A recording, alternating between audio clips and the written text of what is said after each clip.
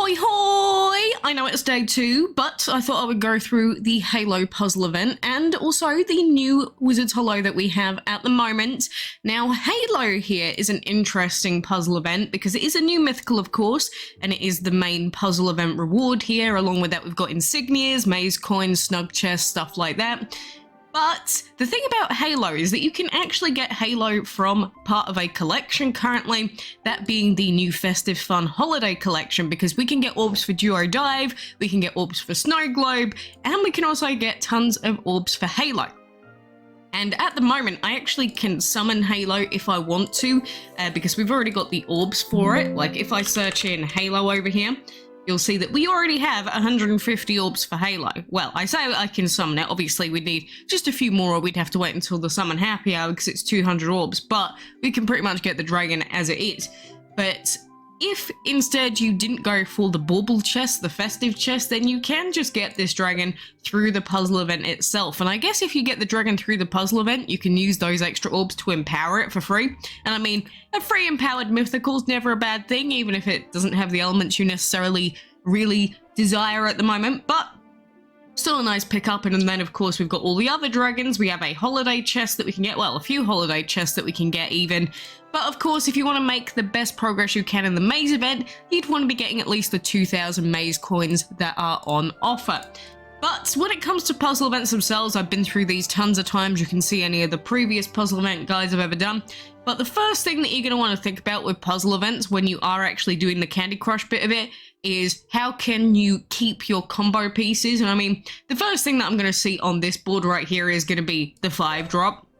So of course, making the 5-drop, we have the special star, and you really want to try and avoid accidentally matching your stars or using like the full line clears when you've got stars there, because that would majorly suck if you end up wasting your stars or any of these that do multi-clears just by accidentally clearing them with another tile.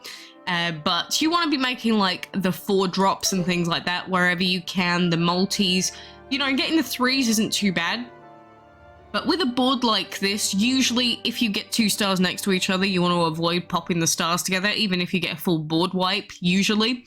But that's mainly just because you can get more combos out of throwing your star against something like that's next to it instead. Like, just as an example, I'm just going to throw the star against, I don't know, the hats this time, just as an example. We could have done it against the yellows, but I knew that we were going to get another combo out of that, for example.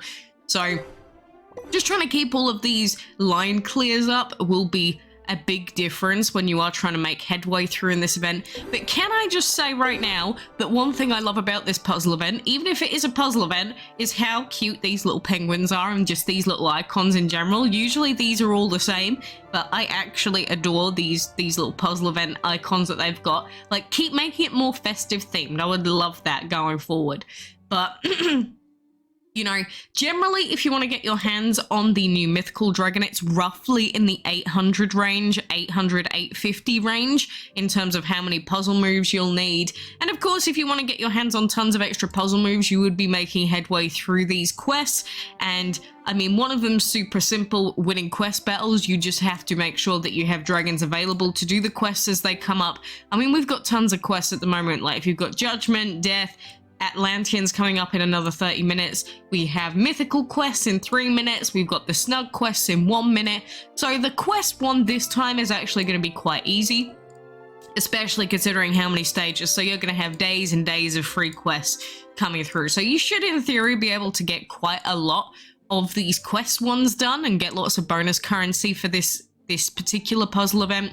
And then, of course, we've got battles in the arenas, which I haven't been doing many of. I've just been getting well, I haven't been logging in too much, so I haven't been able to do many of those. But of course, if you've got good dragons for the arenas, then you're going to get league battles and such. And then we've got the breeding ones, which usually the best scores that you can get out of the puzzle event in terms of number of moves will usually come down to if you pre-bred and if you're continuing with breeding, if you have skips. Time skips are super useful during this. But if you ever do want to see what the next upcoming quest is, then you can easily check this on ditlep or any other guide, because for example, we're currently on the breeding section for the Sea and Light Dragons, and then it will swap over to hatch 3 Sea and Light Dragons, then it will become Plant and War Dragons, and then for the other one, we have hatching Sea and Primal, which we're still waiting for, and then after that, it is going to change over to breed 2 dragons with Dark and Ice, then it's going to be hatch 2 dragons with Dark and Ice, then it's going to be Metal and Dark, so you can pre-plan all of this in advance, pre-breed, stuff like that. Then for the other quests, you can check those. It's food collecting, then it's going to be league battles, arena battles, food collecting, league battles, arena battles, and it just repeats. Then the top one is collect gold, feed dragons, and then quests, gold, feed dragons, quests.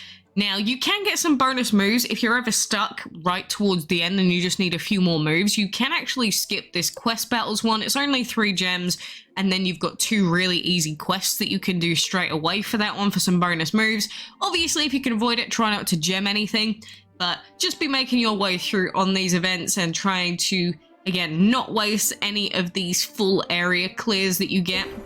Because every time you waste those, it will just... well, it will screw over the amount of points that you can possibly get for the least amount of moves. So just bear all of that in mind, but of course, if you really try hard and look for big combos like multiple turns in advance, then that's going to help you quite a lot. Usually, when I'm doing puzzle event, I just get really bored, and so then I just end up doing random moves like whenever I see it in front of me. But that is obviously not going to be the best option if you want to super try hard during this event. But I don't know, maybe get your mother to do your puzzle moves for you. No, don't do that. That's account sharing. But, you know, the mothers that love Candy Crush, if you've got one that loves Candy Crush, she'll probably love this one as well. But maybe your father or someone else, some granddad, I don't know, whoever in your family loves Candy Crush. If you don't want to do it, maybe someone else wants to do it, or they want to jump into their own Dragon City account for it. But anyway, I've got like 400 moves to use, so I'm not going to do it right now. But very generally speaking, just try and get the 4+ drops. And of course, if you've got any with like big groups of items together, you can create the items that like explode a small area as well. They can be really useful. But just in general, keep grinding it out, and it will mainly come down to how efficient you are with the quests. Because even if you don't do too well with all the item matching and you're not really thinking about it, for example, like you're just throwing random stuff around, it's mainly going to come down to how well you do with the quests, because you can essentially guarantee rewards based on a certain amount of moves gained. So just continue with that, and I'm sure you will be fine. As long as you're at like the 800 to 1000 range for the amount of moves you get, you'll be fine. If you do want to get additional moves, however, do remember that you can go down the Sacred Dragon path in the maze event, which is how I've got so many pieces. And I'm just sitting behind the Enchanted Bird for now, because we don't really need the Enchanted Bird, but all of the other ones were puzzle drops, and there is some RNG as to how many moves you'll get out of that as well. So just for this maze event, go down that puzzle event path if you want more moves. You don't have to if you don't want to, but it will give you additional moves to use in the puzzle event if you think you might need them to guarantee whatever reward you're going for. So there's that. Then, of course, with the maze event itself, we are just continuing down the keys path for now, although we really should make sure that we are saving up at least enough to do the runner path if we decide to take on the runner event path section, because that does give us free flight stamps. And I mean, free flight stamps are always nice, especially in runner events, because runner events are actually quite giving. Like, they've got gems, they've got insignias, they've got XL food boxes, just like maze events. Actually, they are actually really nice events just for getting tons of extra rewards. So I really don't mind it. I like maze events, I like runner events, and especially at the moment with this maze event, it is 1-day reset, so I don't even really have to think about this event at all. The only thing that we do have to do, of course, though, is going to be the quests, which we got plenty of time to do it now because they fixed the timer. I was thinking, in 3 days, there is no way in hell they expect us to do this many quests, and thank goodness they didn't, because that would have been very bad. So yeah, they have changed it. It is now down to the timer of the actual maze event, which is fantastic. That's how it should have been. And so we can have a nice chill time as we make our way through the questings, get our bonus currency, and make our way through collecting these items. Oh my goodness, he has such an annoying walk animation. Look at that. He's hopping everywhere. That must be so annoying, but it would be a good workout, to be fair, if you were trying to make your way through life just hopping around like that. He's basically a rabbit in disguise, I guess. Maybe the hat's covering up the true rabbitness of him. But let's collect one more snug chest at least while we're here. And then we will, of course, take a look at that new Wizard's Hollow because, oh my goodness, don't we just love RNG?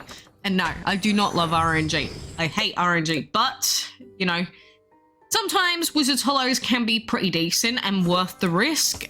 Others, however, they're not quite worth the risk in my opinion. Obviously, if you get lucky anyway and you end up just, you know, making good headway in the event, then that's fine. You can just spend a couple of gems, maybe get some nice rewards out of it. But this current Wizard's Hollow, for example, I'm not really too much of a fan of it. I mean, it is an Ascended Dragon, so if you do get lucky and make your way through 50 levels, then that is a free Ascended Dragon, essentially. And picking up an Ascended isn't too bad. It's a food generator at the end of the day, and it is still an Ascended Dragon, so it's a hard to get dragon. So if you do manage to get it, then it is just a Legendary VIP for free. But at the same time, we do have a gem chest this time, which could, if you get lucky on the drops for the chest, it could end up being decent for you, especially if you get the 250 drop, which is very unlikely, but it can happen. It's just, in Wizard's Hollows like this, the problem with the gem chest is that you need like 10 gold runes. The other one is just a token chest. That is pretty much useless. I say useless. We do all need tokens. Tokens allow us for more space. And especially if you're a collector like me, then you run out of space a lot. Like, I've completely run out of space at the moment. I've been having to buy a couple of slots even. We've run into a wizard already. I'm going to gem it once.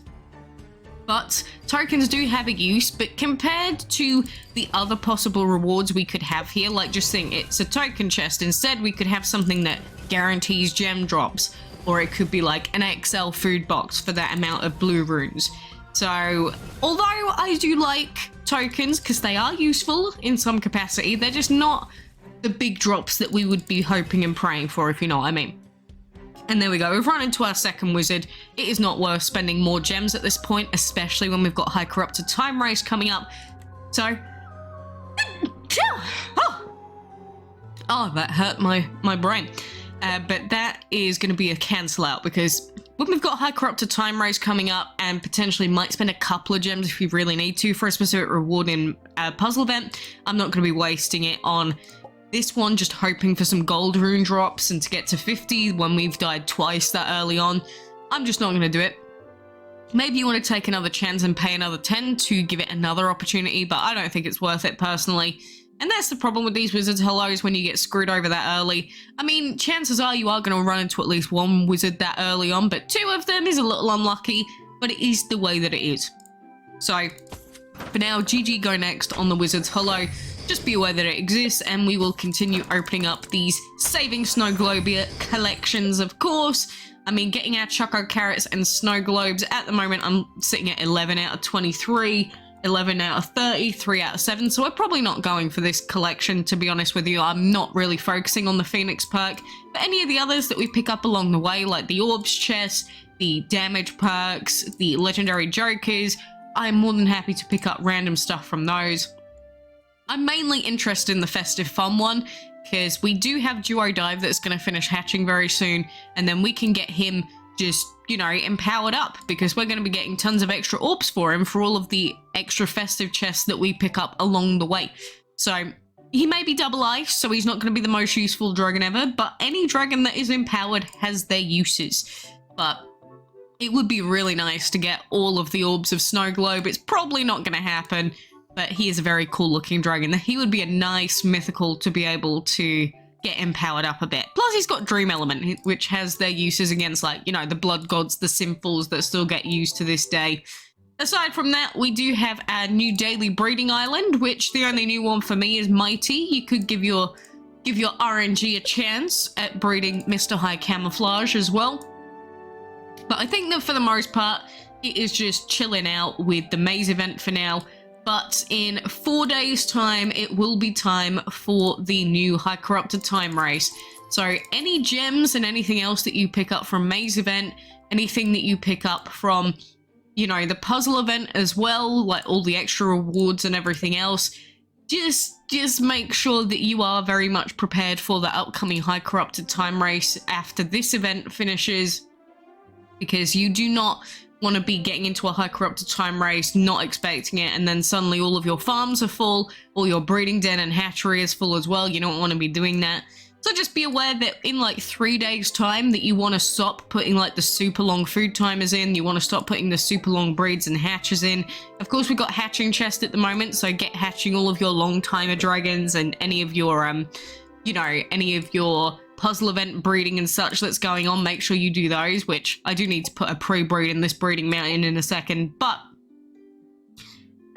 make sure that they're free for the race, or you will hate yourself because you will be completely stuck during the race, and you don't want that at all. So the only other thing that I've got going on at the moment is that we did manage to fully empower High Ashwing without any trading. I mean, I could have ranked up Ashwing a little bit more just so that I used a few less jokers. I didn't use too many jokers. I don't remember exactly how many, but I just wanted to try and get them thrown in as soon as possible because we do still have the quest on for High Ashwing at the moment. Because, you know, if we jump into our quest, we've got a couple to do as well. But in this High Ashwing quest, if we do take them to, you know, the max level section for stage 22, we can get 100 jokers back. So it would actually be quite worth it. But I don't know. I'm still undecided. I mean, we do have some food at the moment. We should be getting more food from the currently ongoing events as well. So it would be doable, but do I want to spend that extra food on doing that quest? I don't know. At the very least, we are empowering our boy for now so that I can decide at the last minute. So that is another E5 heroic easy clap from the events. I mean, for Nakria, I did do a little bit of trading, but I think those times 100 drops out of that other chest genuinely made a huge difference, and it meant that 0 trading was required this time to take our boy to E5. Which, if you compare that to the old heroic system, before you used to get like, what, E2, E3 heroics, and that was pretty much it.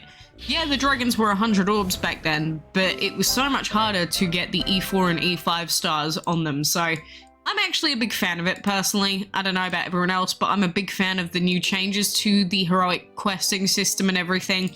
So even though the dragons are harder to get if you weren't part of their event, I think it's a good change overall. But anyway, we will continue grinding out this puzzle event as much as we possibly can, of course.